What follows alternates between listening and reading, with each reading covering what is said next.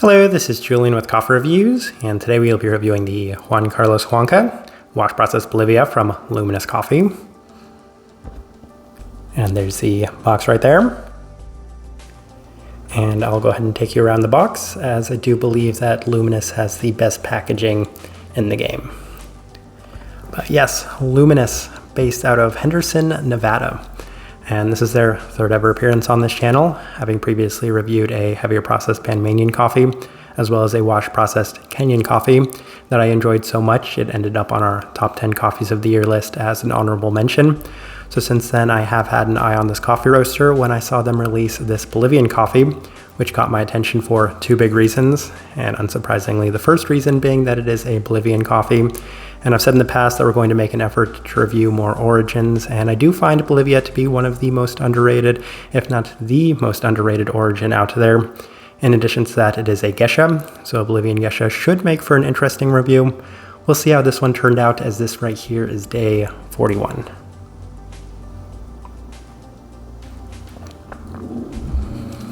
And recipe we went with for this coffee was the recipe that they have listed on here, which is a 16.875 to 1 water to coffee ratio, brewed at 202 degrees Fahrenheit, about 94 degrees Celsius. And I like this one best through the Chemex, which indicates a more medium grind. Now, the recipe that they have listed on here is actually for a Kalita, so they have a medium coarse grind for that one, but everything else is going to stay the same for us. Now, roast profile for this one is interesting, as it did turn out a fair bit lighter than even I might have expected, as it was quite a bit in line with the Geisha Village that we reviewed from Passenger, which is to say that it was very light, almost to the point of a grainy quality to it. So this one's on the very light side of things in terms of that roast profile. With that out of the way, let's go ahead and start discussing this coffee. Day 19, first impression, and we did wait to the day 19 mark. If you've never had a Luminous coffee, then they do have some very detailed instructions for their coffees. They do include a third wave packet and then very specific details on when you should start the coffee, as well as the brew recipe on there. So I know that's a big benefit for a lot of people. Well, we waited to that day 19 mark to give it a shot, and then the coffee came out a little bit more tame than expected, as the most distinct and noticeable thing to the cup was a slight lemon attribute. The cup yielded a lighter profile and body than initially expected, with a mostly citric forward cup throughout, so not necessarily the best first impression. We continue on to day 21 as we ran it through the Chemex, and there was an immediate improvement to the cup as it offered a fair bit more depth, a slight bit of a floral as well as slight sugar cookie aspect, sweetness to the cup with a clean, earthy, matcha-like attribute as well. The citrus is a bit more secondary, as the cup feels a lot more geisha-like, which, I mean, obviously it's to be expected, it is a geisha. So we continue on to day 24 through the April brewer, and it's the best it's been to this point, as there is a slight bit more sweetness and vibrancy, including a cleaner florality, with a bit more of that sugar cookie-like sweetness, a sweet green tea aspect as well. So another pretty nice day of this coffee. We continue on to day 27. Ran it through the V60 with Luminous's recipe, and it felt like it actually helped the structure of this cup quite a bit, and it probably wasn't the direction I would have gone. I wouldn't have lowered the temperatures and diluted the ratio, but it seemed to work, as it's entirely possible the coffee just improved with a bit more rest, but it felt like it was yielding more sweetness in general, with the focus being on that sugar cookie-like aspect yet again. Citric component, interestingly more subtle, as there was a much more well-defined green tea-like attribute to it, so it was headed in a positive direction. And on day 29, this time we went with Luminous's recipe with the Chemex, and it continued to improve.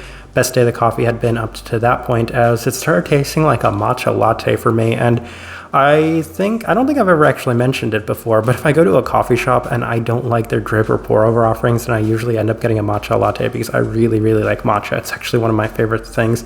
So this one had a very structured matcha latte-like attribute to it, with a sugary quality that was reminiscent of an earthy green tea.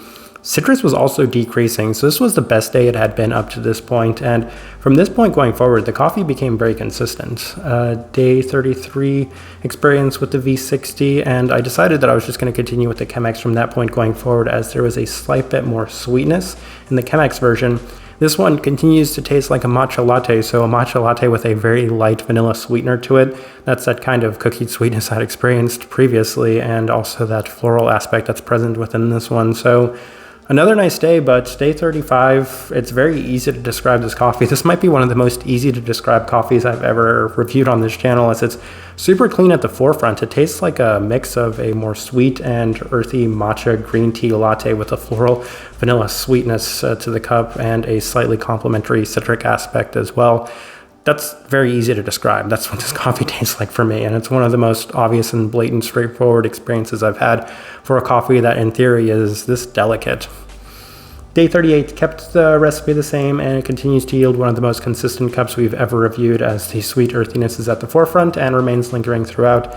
Slight lemon still, but it's in the background as it continues to remain a pretty straightforward cup. All right, let's go ahead and put up the tasting wheel so you can see what we're getting. And come to think of it, I don't know what the flavor notes they have listed on here are. I know that they have citrus and green tea. I believe chocolate's one of the other ones, but not entirely sure what the other one they had listed was. Anyway, let's take a look at that tasting wheel. First thing that will come to mind is the cleanliness level 5. Yes, this is a very, very clean cup of coffee. As I've kind of mentioned, the flavor profile in this one is extremely well structured, and I don't think that there's honestly too much to say about the clarity. I didn't expect it to maybe be this clean because of the origin, but I guess that really goes to show what the variety can do for pretty much any origin, and that's offered just tremendous clarity in general. Very, very clean cup of coffee, justified there at that level 5 mark. Finish, level 4. Yes, it doesn't have any bit of an overbearing finish in any sense, as it has actually a nice, delicate kind of earthy finish to the cup, but it's still, again, in a sweeter sense. It's that matcha-like sweetness, that green tea-like sweetness that is somewhat delicate on the palate, but it persists long enough to justify level 4 in terms of the finish. Sweetness, level 4. Yes, this coffee was a fair bit more sweet than I might have expected. As I kind of mentioned, it feels like it might be on the slightly more sweet side of a matcha latte. So that's something that I really took note of, and something that's most certainly justified there at that mark. Florality, level 4. Yes, and I think the floral component I aligned this most closely with was that vanilla attribute, because that was something that I experienced pretty early on with this coffee, but then it continued to last throughout the entirety of the time drinking it. So I feel like that's something that's definitely justified at that mark. Then we have a bunch of level 3s, and these are going to be a hodgepodge of level 3s because I didn't really know where to put that earthy matcha quality. And we'll start with the citrus fruit, which obviously isn't going to be it, but the lemon attribute at the start I felt like was maybe going to dominate this coffee, because the first impression I had of this coffee was a little bit more lemon forward than it ended up being for the entirety of the time drinking it. Given that they did have lemon listed on here, I was actually a little worried that that might just kind of dictate this coffee in general, and it really didn't. If anything, it was on the slightly lower side of level 3. It was a little bit more tame in general, so not really sure what happened with that. I'm not complaining. Citrus fruits aren't necessarily my favorite in coffee most of the time, unless it's like a Panamanian geisha. Anyway, we continue on. Chocolate, level 3.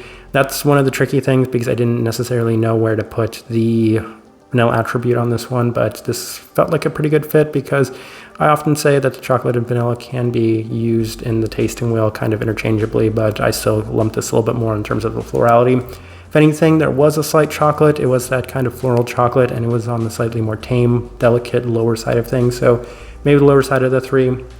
But this coffee was a little bit more delicate and tame. That what was present in this did stand out a little bit more. Savoriness, level 3.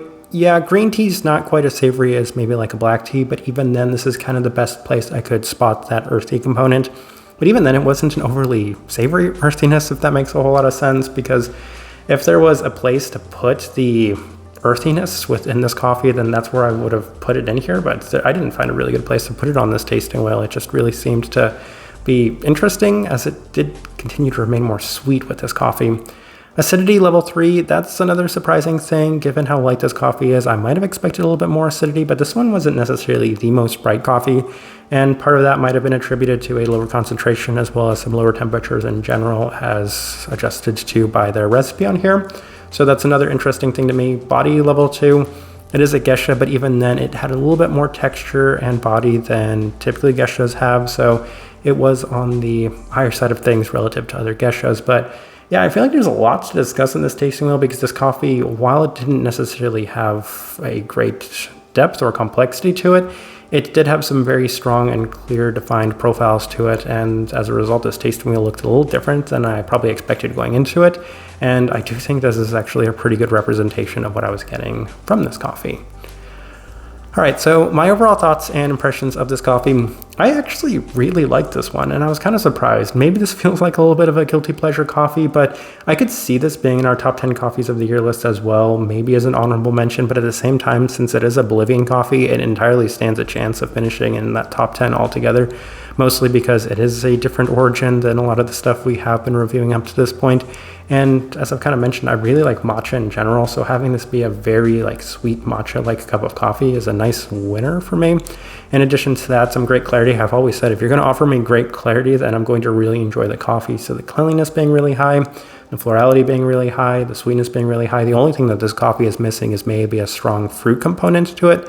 But even then, I'm willing to make the sacrifice for a flavor profile that I very much enjoy. So props to Luminous on this one. I wish they would do more washed coffees. I've reviewed a couple of their washed coffees right now, and I've been really impressed by both of them. That's why I wish they would release more of them. The type of person I would suggest this coffee to, I feel like this is actually a pretty easy and straightforward recommend. Anybody that likes their green tea, their matcha-like coffees. This one has that earthiness right from the start that's persistent throughout in a sweeter and very clear defined manner throughout the entirety of this one. And I don't think that there's too much more to add for the type of person I would suggest this one to. It's just a very easy recommend in that sense. I think I'll leave this review at that. If you by chance had an opportunity to try this coffee, I'd love to know your thoughts and impressions of it as well.